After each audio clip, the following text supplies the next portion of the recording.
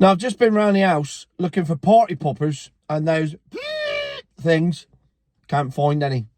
Clearly, there's not a lot of deep joy going on in our house at the moment, or we've just never had a party. It's probably both. Anyway, the reason that I wanted the party blowers and the party poppers, which would have made a mess in the car, but then this is the dog car, so it don't really matter, is as follows. Mercedes-Benz have announced that following a shit experiment which backfired terribly, they're going back to making V8's. Hey! Have that, milk floaters! Have that! Stick that in your non-exhaust pipe that you don't have and get your emissions out your own arse. Get in! But it's not only that. Why are they going back to V8's? I don't know, Tone. Why are they going back to V8's? Let me tell you. It's because they put a shit 2-litre hybrid thing in their C63. C63, one of the best saloon cars on the road, remember, was, till they put a 2-litre hybrid in it and fucked it right up. And everybody that bought C63s went, no, mate, what's that? I ain't driving that shit. Sales plummeted by about 70%. Oh, what was that? Bit of peanut. Who knows? Sales plummeted by 70%. Mercedes looked at it and went, we've cocked up here. AMG went to them and went, you've majorly cocked up here. So as a result, they are now going to make V8s again. And the first V8 is going in the new C63 AMG non-hybrid. Oh, apparently they might still make a hybrid version. They will make a hybrid version because they got to be seen to be ticking the boxes and it'll keep their emissions down for their overall EU emissions rates. But they have said their flagship will be a V8. What a great day to be alive. What a great day to be German. What a great day to like German cars. But it gets better than that. Because if you noticed last week, I did a video about Porsche going back to V8s. Week before that, I did a video about BMW going back to V8s. And this week, VW Audi have announced they're going to be building more as well. You can see what's happened here, can't you? That's right. The whole of Germany car manufacturing has said no to EVs.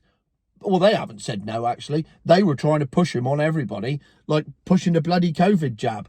But the difference is the customers said no. We don't want this shit. This is crap. And study the figures if you don't believe me. Across Europe, not the UK, where we're not in the EU.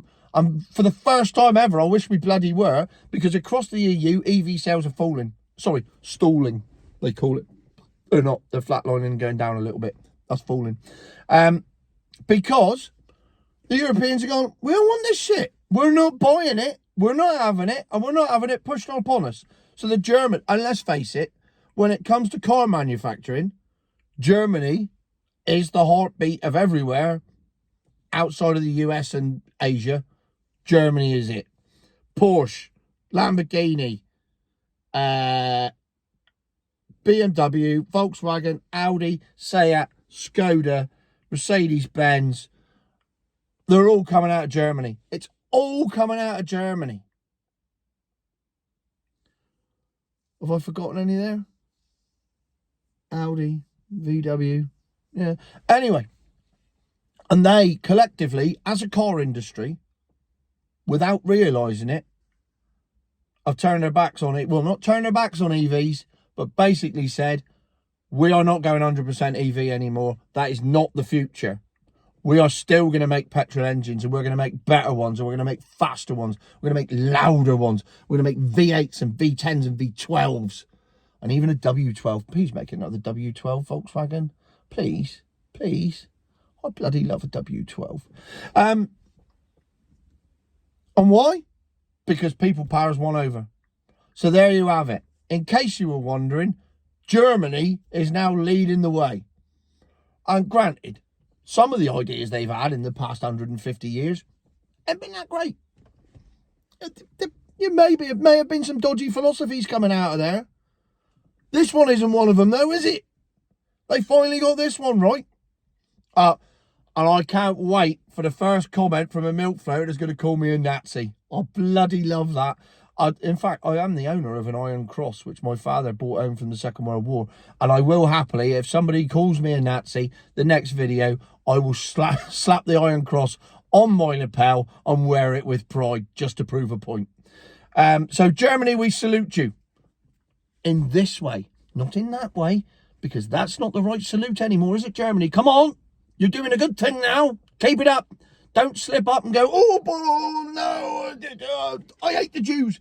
Don't do it. Don't do it. Be strong. Try and fight your instincts. I may have crossed the line here, you know. I can't help it. I get excited. Oh, dear. Anyway, so if this is me doing my last video on YouTube because I'm going to be shut down for those comments, yeah, whatever. It's been fun, hasn't it, boys? Anyway, and girls. So I've had a lovely time. Thank you, Germany, for leading the way in this fight back against milk floatery, a future my arse.